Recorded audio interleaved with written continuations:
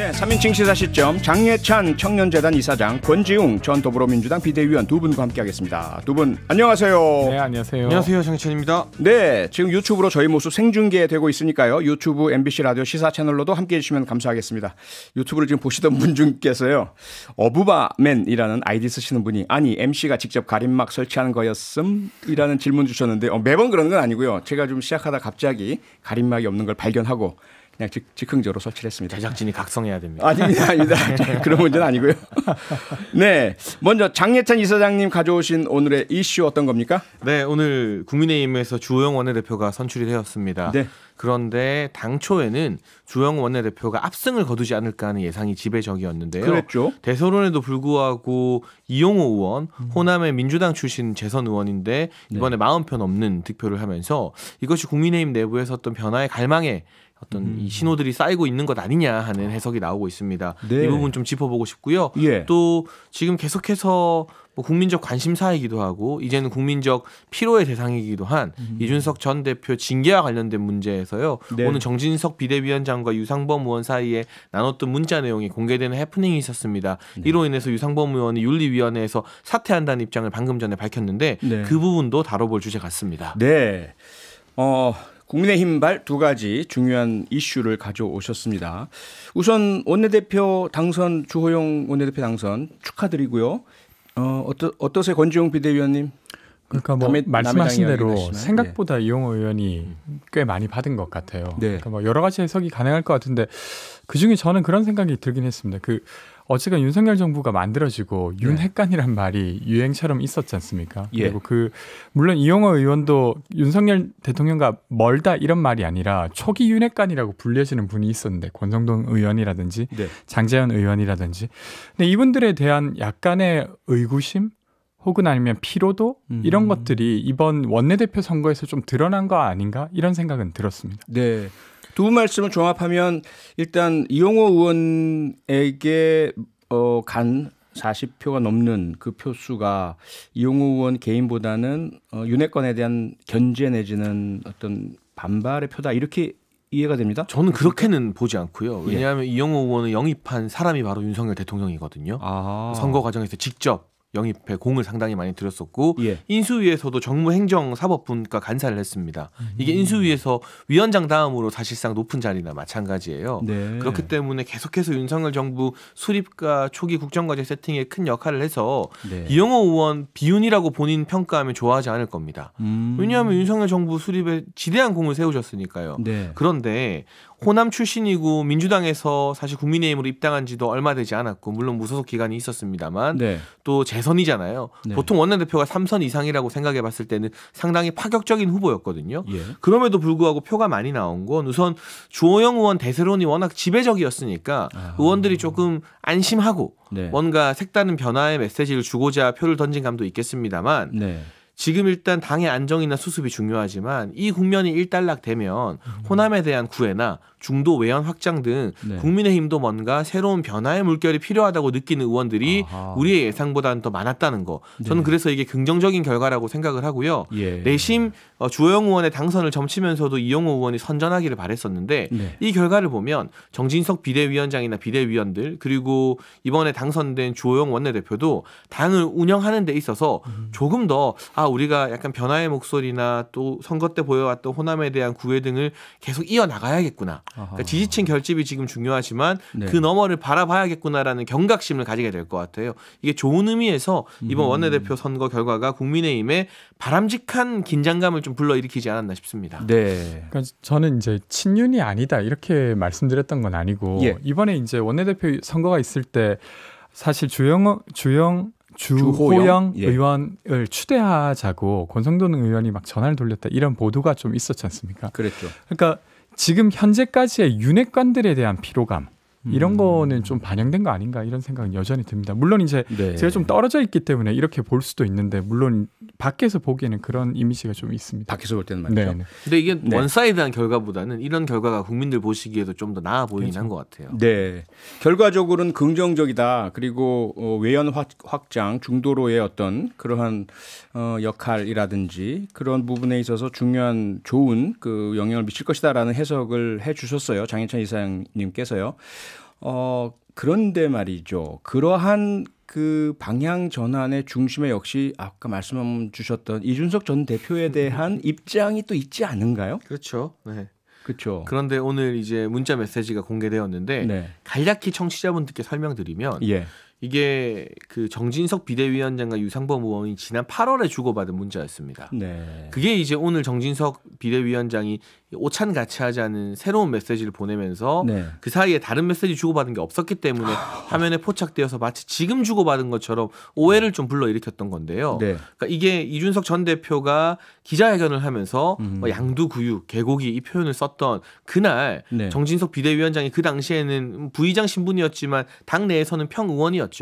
이것 좀 아닌 거 아니냐, 경고 조치해야 되는 거 아니냐는 의견을 피력했고 유상범 의원 같은 경우도 기소가 되면 뭐 제명에 해당하는 중징계를 내릴 수 있다라고 답변을 했던 거예요. 이게 시점상 이런 대화를 지금 나눴다면 문제가 되지만 저는 이게 한 달 전의 이야기이기 때문에 큰 문제는 아니라고 봐요. 다만 그럼에도 불구하고 윤리위와 관련된 정치적 오해를 미연에 방지하고자 유상범 의원이 윤리위원 자리에서 사퇴한 건 또 나름 잘한 결정이라고 보고요. 그런데 이제는 윤리위라는 독립기구로 공이 넘어갔습니다. 그리고 공소시효도 제가 알기로 한 일주일 정도밖에 안 남았어요. 이준석 전 대표에 대한. 경찰이 기소를 할지 안 할지 모르겠습니다만 그렇게 긴 시간 걸리지 않고 한 짧은 시간 안에 기소 여부도 결정될 것이고 윤리위의 징계 수위 여부도 결정될 것이다라는 생각을 해서요. 이 부분을 막 정치적 해석을 곁들여서 막 이래야 된다 저래야 한다 저럴 것이다 하기보다 그동안 참 지난한 몇 달을 국민의힘이 겪어오지 않았습니까? 앞으로 대략 한 2주 정도만 국민의힘의 중진 정치인들이나 이런 분들이 이준석 전 대표가 SNS로 뭐라고 하건 일일이 반응하지 않고 그냥 물 흐르는 대로 이게 어떻게 흘러갔는지 한번 볼 필요가 있다 생각하고요. 이양희 윤리위원장도 중대한 문제이기 때문에 이준석 전 대표의 소명을 듣겠다고 밝혔어요. 이거 윤리위원 절반이 찬성하면 소명 안 듣고 바로 뭐 징계 절차 돌입해도 되는데 출석해서 소명을 듣겠다고 밝힌 만큼 어느 정도 흘러가는 상황이나 수사 상황 등 보고 결정하겠다는 의사로 저는 이해를 했거든요. 그래서 이거는 정치적인 어떤 입김이 작용할 여진이 이제 없지 않나. 한 1, 2주 기다리다 보면 자연스럽게 기소 여부 등과 함께 결정될 문제가 아닌가 싶습니다. 네. 그러니까 이 사안에 대해서 어쨌든 국민의힘 지도부의 태도는 상당히 전향적으로 조금 뭐랄까요, 좀 부드러워졌다 이렇게 이해가 되는데 문제는 그 문자가 아니 그 전에 권성동 원내대표도 사실은 부적절한 문자 공개 때문에 그렇게 큰 사단이 불러일으켜지고 이재명 대표 전쟁입니다도 있고 최근에 물러났는데 이번에도 또다시 또 그런 문자 파동이 8월 13일 이후로 아무런 문자가 없었는데 우연하게도 이번에 오찬하자는 약속을 하다가 그 문자가 공개됐다 이 말씀이시잖아요. 여기에 대해서 들으시다 6673번님께서 이런 문자를 보내주셨어요. 오찬 약속이요? 비대위원장과 윤리위원회 오찬도 부적절하다고 봐야 하는 거 아닌가요? 이건 어떻게 보세요? 근데 유상범 의원은 윤리위원 이전에 우리 당의 법률지원단장이에요. 국민의힘에. 그러니까 법률과 관련된 사법 대응에서 굉장히 중요한 역할을 하는 국회의원이기 때문에 비대위원장이 의원들과 식사하는 게 저는 큰 문제라고 생각하진 않아요. 거기서 구체적으로 윤리위와 관련된 사안을 이야기하지 않는다면요. 다만 이 국면에서 또다시 최근에 권성동 전 원내대표, 이재명 대표 그 전쟁입니다. 김현지 보좌관 문자, 이번에 또 8월 13일 문자까지 이 반사 필름 얼마 안 하거든요. 우리 보좌진분들이 의원님 핸드폰에 하나씩 좀 놓아드리면 좋겠다. 옛날 보일러 광고 멘트가 떠오르고요. 한 가지는 기자분이 요즘 이 의원들의 핸드폰으로 사진 찍어서 특종하는 게 하나의 트렌드가 된 것 같은데 뭐 찍는 건 좋습니다. 취재윤리에 대한 여러 가지 의견이 있겠죠. 다만 이번 건 같은 경우는 적어도 정진석 비대위원장이나 유상범 의원에게 확인을 해서 이 대화가 어느 시점에 주고받았던 대화인지 정도는 미리 언론사에서 체크를 했다면 이게 사실과 다른 내용으로 해프닝이 번지는 걸 좀 막을 수 있지 않았을까.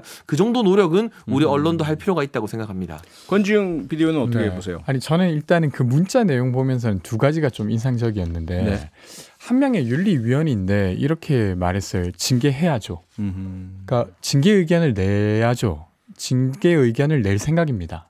뭐 이런 게 아니라 징계해야죠. 마치 윤리위를 좌지우지할 수 있는 것처럼 일단 대화가 주고받아졌고. 다만 그 전제가 있었죠. 경찰에서 기소한다면. 그리고 그 전제도 저는 좀 인상 깊었는데, 그러니까 사실은 이 문자가 주고받은 시점이 이준석 대표가 징계를 받은 다음이지 않습니까? 그러니까 그러면 기소 여부와 관련해서 징계를 할 생각이 있었다고 하면 애당초 6개월 징계를 내릴 때도 그 기소 결과를 보고 하는 게 훨씬 더 합리적으로 보여요. 근데 그것이 아니라 네. 기소되면 조금 더 하겠지만 기소가 되기 전에도 일단 징계를 하고 있었던 것입니다. 네. 근데 이제 이런 문자를 보면서 제가 느끼는 거, 윤리위가 되게 독립적이라고 말했지만 실제로 일상에서는 전혀 그렇지 않았구나. 그러니까 예를 들면 그때 이제 윤석열 대통령과 권성동 원내대표 사이에 그런 식의 문자가 주고받아진다는 것 자체가 우리에게 충격이었던 거잖아요. 네. 마찬가지로 의원들끼리는 윤리위원이라 하더라도 이렇게 일상적으로 의견을 주고받으면서 사실은 지도부의 어떤 의견이 자연스럽게 전해지고 있는 상황이구나. 이런 생각은 좀 들었습니다. 네. 장인찬 이사장님, 이 지금 권지웅 비대위원의 지적도 있고요. 문자 해석에 대한. 또 하나는 묘하게도 국민의힘에서 윤리위원회가 추가 징계에 대한 그 회의를 한다고 밝히기 전에 이준석 전 대표가 아마도 윤석열 대통령 해외 순방 중에 자신에 대한 제명 시도가 있을 것이다라는 말을 미리 했단 말이죠. 그러다 보니까 뭔가 이게 윤리위가 독립적이지 않고 당 지도부나 대통령이나 대통령실과 연관된 그러한 역할을 하고 있는 건 아니냐, 이런 의구심이 계속 제기되거든요. 어떻게 보세요? 근데 그 윤리위원들요, 네. 대통령실이나 소위 말하는, 저는 그 단어 안 좋아합니다만 윤핵관이라는 분들이 임명한 분 한 분도 없어요. 네. 이양희 위원장 이준석 전 대표가 임명했습니다. 그리고 그렇죠. 이양희 위원장이 위촉한 윤리위원들이에요. 그렇죠. 만에 하나 잘못된 접촉했다가 그 중에 한 분이라도 나 이런 뭐 압력 받았다 하면 난리 나는 거잖아요. 네. 그런 시도 자체를 할 수가 없는 상황입니다. 그리고 이준석 전 대표가 SNS를 통해서 이렇게 할 거다라고 예측하는 건 너무나 사실 정치적으로 뻔한 일에 본인이 미리 이 초를 치면서 거봐라 내 말이 맞지 않느냐라고 말하는 일종의 정치 전략인 거죠. 이양희 위원장의 임기가 제가 알기로는 10월 말까지입니다. 네. 그럼 의총에서 추가적으로 징계 촉구를 한 전직 당대표 징계와 관련된 중요한 사안을 본인의 임기 내에 마무리하려고 하겠죠. 그렇다면 자연스럽게 윤리회의 일정을 조금 당기는 게 네. 너무나 뻔한 일인데 그걸 마치 대단한 정치적 음모가 있는 것처럼 지금 또 이 여론전을 펼치고 있다라는 생각을 지우기 힘들고요. 네. 아니 자당의 대통령을 향해서 아무리 비유라고 하지만 뭐 개고기, 양두구육, 녹슨 수도꼭지 등등의 표현을 썼는데 표현의 자유라는 게 아무 말이나 다 하라고 주어진 자유가 아니거든요. 만약에 민주당에서 이 중량감 있는 의원이나 정치인이 이재명 대표를 향해서 개고기다, 녹슨 수도꼭지다 하면 민주당은 뭐 징계 안 하겠습니까? 대선 경선 과정에서 제주도에 계시던 그 이낙연 전 캠프 소속의 이상희 복지국가 소사이어티 관련된 분, 네. 복지 정책 내는 분 의견 다른 거 하니까 민주당도 징계해서 그때 탈당시켰었나요? 뭐 그런 중징계를 내렸었거든요. 네. 그러니까 이게 자꾸 금태섭 전 의원과도 비교하는데 금태섭 전 의원은 공수처 설치라는 정책과 관련해서 본인의 소신표를 행사한 거지, 금 전 의원이 그때 문재인 전 대통령을 두고 개고기, 녹색소꼭지 이런 신군부 네. 이러진 않았잖아요. 이제는 또 박정희 전 대통령 12.16 사태 비유하는 글도 이준석 전 대표 변호인 측에서 오늘 올렸던데요. 이거는 정치적으로 도가 지나친 거죠. 이런 발언들을 일삼고도 징계를 안 당할 거라고 생각했다면 저는 그게 더 이상한 일. 오히려 나 징계해라. 징계 당해서 내가 정치적으로 더 커지겠다라고 오히려 계속 윤리위나 국민의힘의 정치인들을 이준석 전 대표 측에서 지금 자극하고 있는 거 아닌가요? 네. 최재형 의원은 그래도 정치적 표현이니까 징계하지 않는 게 바람직하겠다라는 말씀하셨고, 또 조금 전에 이제 장희찬 이사장님께서 그렇게 자극해도 말려들지 말고 그냥 좀 지켜보는 게 어떻겠냐 말씀도 주셨는데, 그런 대응하기에는 너무 지나친 발언이다 이 말씀. 그러니까 제가 지켜보자는 거는 정치인들이 여기에 대해서 또 SNS나 인터뷰로 맞대응할 필요가 없다. 다만 그냥 당의 기구나 수사기관이 어떤 결과를 내는지 좀 조용히 지켜보자는 것이지 뭐 이 자체가 문제 없으니 그냥 둬도 된다는 뜻은 아니었습니다. 알겠습니다.